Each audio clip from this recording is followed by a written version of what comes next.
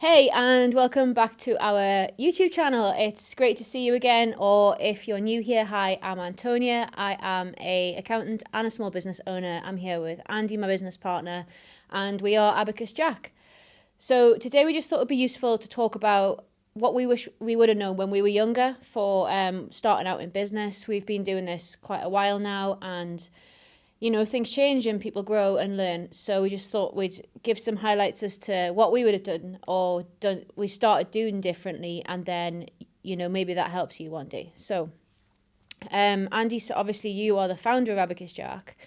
So do you want to give a little bit background about like how you started and like what one of the things would you wish you would have known? Hi everyone. Yeah, I think that's a great topic actually. There's lots of things I probably would have done differently. So I started the business about 10 years ago, and it seems like a real long time ago. Gone like that, hasn't it? It has gone really quickly. I think probably the biggest thing for me when I started was the sort of obsession to just try and win every piece of business that you get wind of. So going after every possible lead, every possible client, and putting all your energy into that. And actually, in hindsight, that wasn't really the best thing to do because you just end up being like a busy fool, I think is the expression. So you're just chasing everything. You're constantly, your diary is filled with trying to do the work, but doesn't actually leave you any time to run the rest of the business. So what I would do differently in that sense, and hopefully what we do these days better, is really try and define your target client. So who do you want to work with? Who looks good in terms of your fit for your skills and your expertise? So I think by defining your target client, it really helps you channel things like your marketing, your advertising, but also you're gonna target people that you know you can help because you're good at what you do. So it naturally kind of just fits to find the right people. And feel, it gives you that confidence to say no to clients that are not going to work for you for whatever reason that might be. Maybe they're too big or even too small, or maybe they're just you're not getting a good vibe that this is going to be a productive relationship both ways. And in the early days, it's really hard to say no. You kind of question yourself. Perfectly natural to do that, but as you get a little bit more experienced, learning those skills is really going to help you.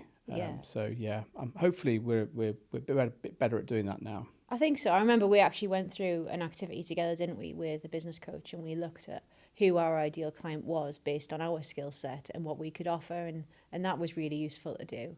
We did. We wrote it down. I remember literally a piece of paper, write down the 10 things that represent someone that you want to work with.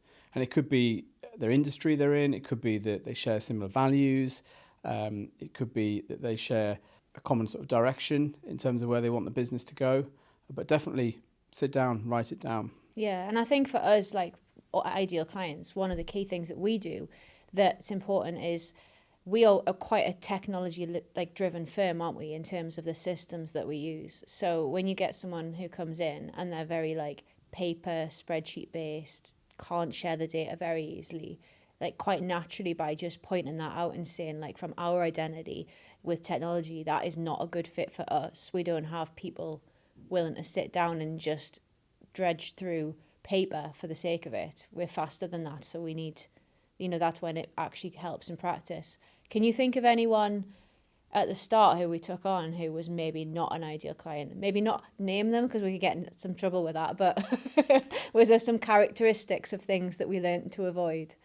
I better not name them because we will get in trouble. But I think it's often, and every business has this problem, but people want everything for nothing. And often in the early days, you kind of are prepared to give everything for nothing.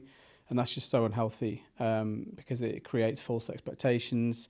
It puts you under a lot of pressure, a lot of stress to deliver something that you're not ultimately going to get paid the right fee for. Without naming names, there'd be certain clients or groups of clients I might avoid on that basis. So I think one of the things that I've learned, so I've been in Abacus Jack like nearly 5 years now, and when I came in, it was quite small. It was just me, you, and Sveta, wasn't it? And Sveta's remote anyway, which is a little bit, she's very efficient in the background, but she's in the background. You can't see her at the desk and you don't communicate with her as frequently because of that. And we just did what we needed to do. You know, you had your clients, I had my clients, and we just worked how we needed to work. If you fast forward that to today and we've grown and we now have like 6 people in the team, it's really important to have processes for how we do things, because it's very difficult to expect someone who joins the team to know what's in my head of how I do something. And every client is a bit personalized because we offer a personalized service. So I think my advice to my younger self would be just write it down. And I think in the beginning, it threw me a little bit because I was like, well, how do you write a process down? And that probably sounds a little bit blonde, but it was like, are you meant to use like a tool? Should we set up a database for this? Should it go on, you know, some sort of app? And it was like, just take it back to basics. And now all I do is I have a Google Drive and I have Google Docs open, and I just think, right, I'm doing this VAT return for this client who's a bit niche in terms of like their systems that connect into Xero might be a bit different. And if I had to give that to another team member, then how would they know to log onto that system to import the sales to then do the bank recs? And it's things like that that you have to remember that people just don't know because you know it. And when you get busy, you kind of forget that. And I think, you know, even now having a team of 6, if we have time to do that now, which is, I say have time at the minute, it's a little bit tricky, but if you take that forward another year, what if there's like 8 of us or 10 of us? It's like we're going to have less and less opportunity to get those fundamental, like they're almost like foundation bricks, aren't they, of the practice, so that everyone can get on board and get efficient quite quickly, which is what we need them to do. Yeah, the process element is really important, you know, process.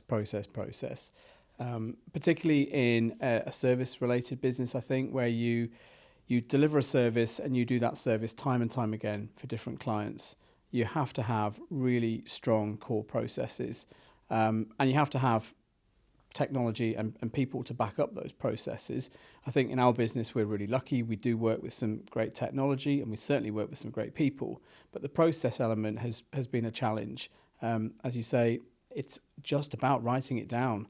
Document your processes, review your processes, challenge your processes, get to the point where you're always looking for ways to improve, you're always looking for ways to become more efficient, because ultimately higher efficiency means higher process of work, higher throughput of work, and happier clients.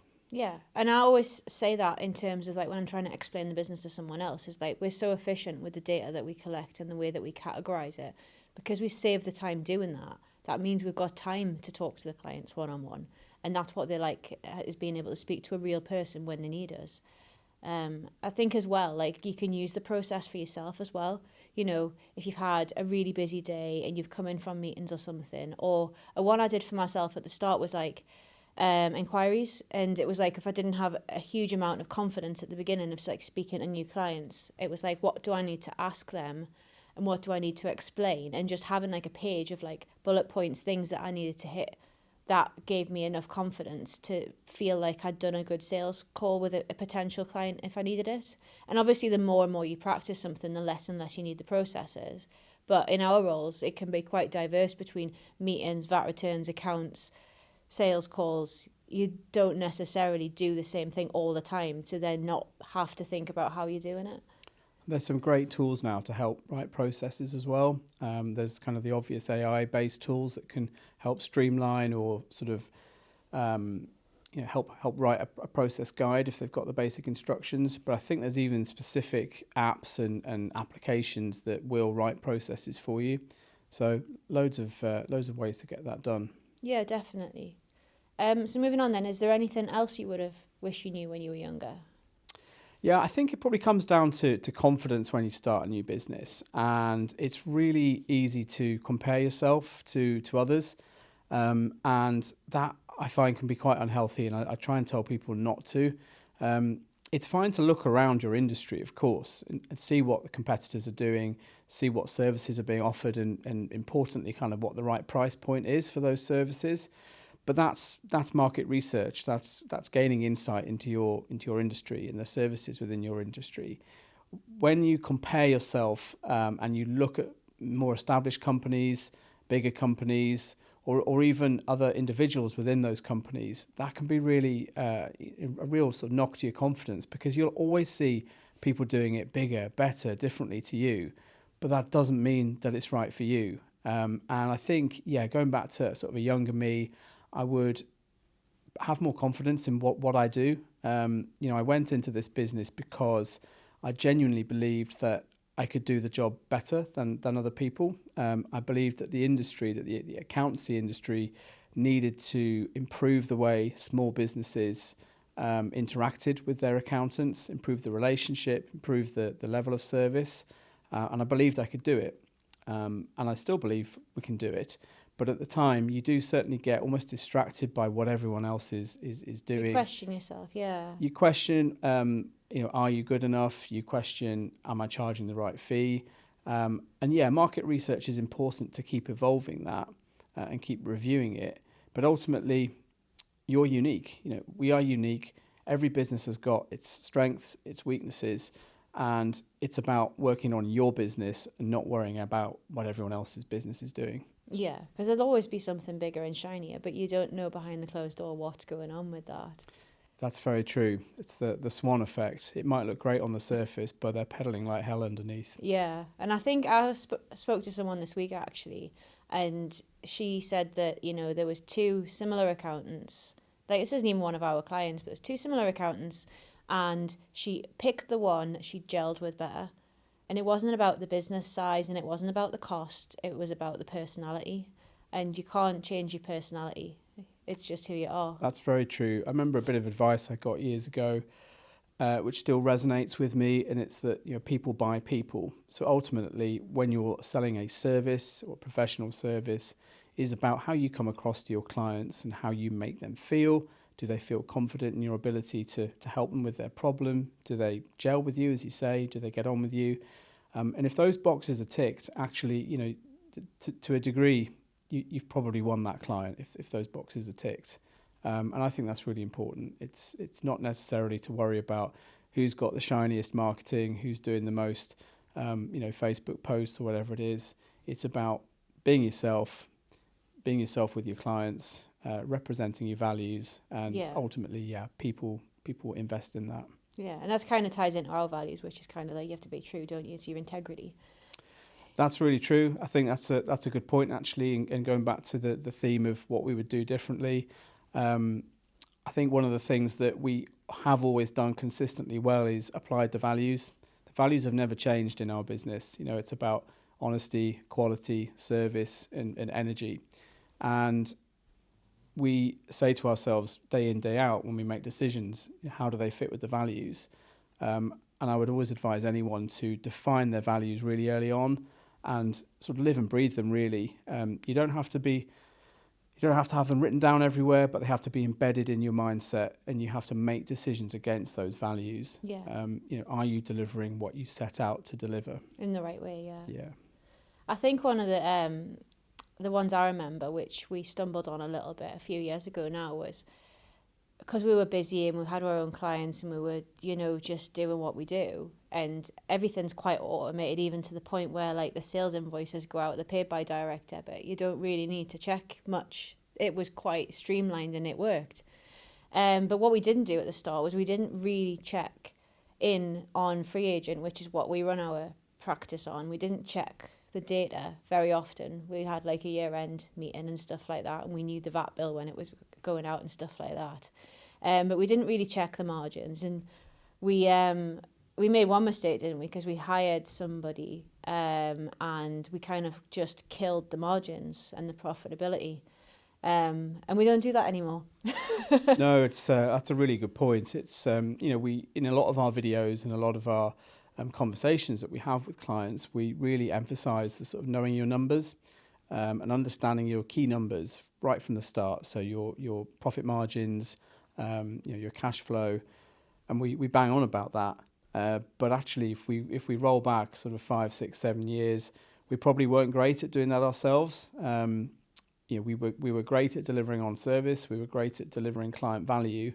But did we know our margins every month? No, we probably didn't. And actually, now that we do practice what we preach, I think our business runs, more smoothly as a result of that. So yeah, again, it's something that is really, really important to put in place from day one. Yeah, well, even I think last week we had a catch up when we were talking about our margins and we were talking about our retained earnings and stuff like that, because we've made some recent investments, and it just keeps us, really safe in terms of the business is running smoothly, and then that in itself keeps us less stressed sometimes. Yeah, Yeah. absolutely. Cool. Is there anything else you wanted to add about that today, or do you think we've covered everything off? I think we've covered loads of points today, but yeah, I think just to finish off, it's when you go into business and you're starting out in business, as I was saying, it's about believing in yourself. It's about believing that you can do something better than the next person. And if you do that and you succeed in that, then ultimately the financial side, the growth side of the business will naturally fall into place.